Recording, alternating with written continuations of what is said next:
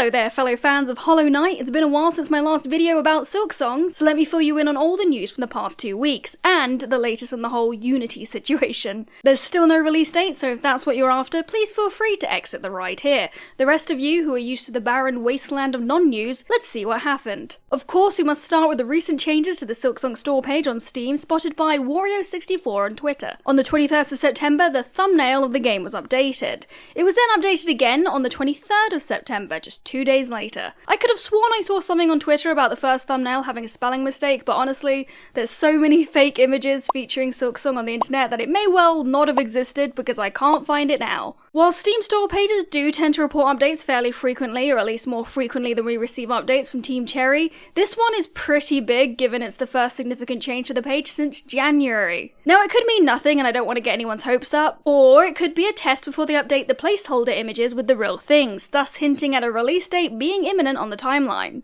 As we all keep saying, and all includes Leth there, the next big update should be coming directly from Team Cherry.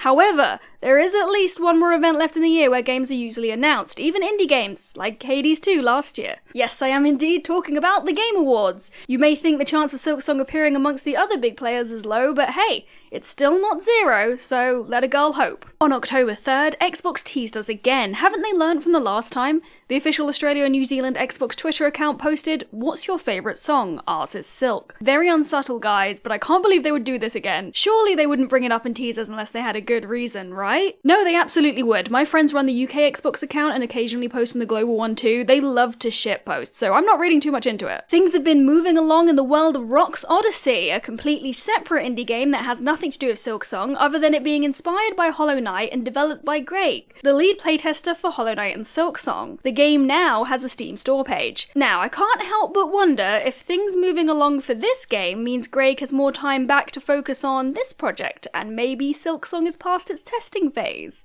But I may well be just huffing the copium way too much with that take. We've received solid confirmation that Team Cherry are alive. A Redditor, Sir_Gameboy, told their dad, who was in Adelaide for a business trip, that Team Cherry have an office there. That dad then went and snapped this photo, which has been posted all over the internet now.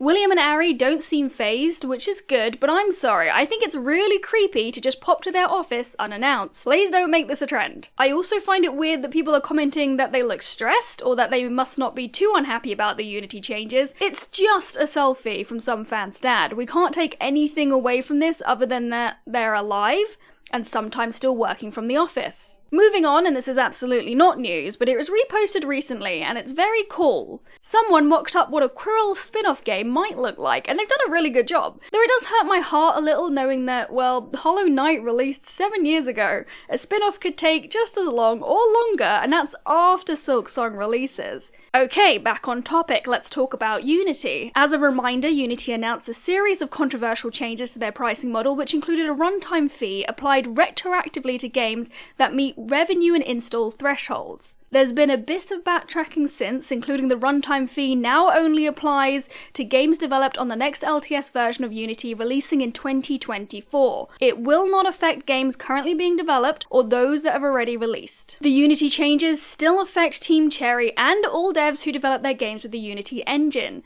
Not everything is about money, which I had to remind commenters about in my last video. Despite Hollow Knight's huge success, Team Cherry are a grassroots small indie dev team, and I'd be willing to bet they care about how devs are treated in this space. Unity steamrolling ahead with an awful change irreparably damaged the relationships that these devs have with Unity. I don't know if it's possible for them to rebuild that trust. Many companies, including Team Cherry, may well opt for what they perceive as a safer option for their engine in future projects. Changing the engine that these games are built off late on in a project is a huge undertaking, and I've never believed that they'd have gone to that extreme, even with the first announcement, but it may have caused delays while they see what happens, or even just reduce their productivity levels due to stress. There's so much that we don't know, and we can't really speculate on right now. Anyway, unsurprisingly, I don't have a massive amount to report on, so I'm going to leave it there for today. Thank you for watching, I'll see you in the next one.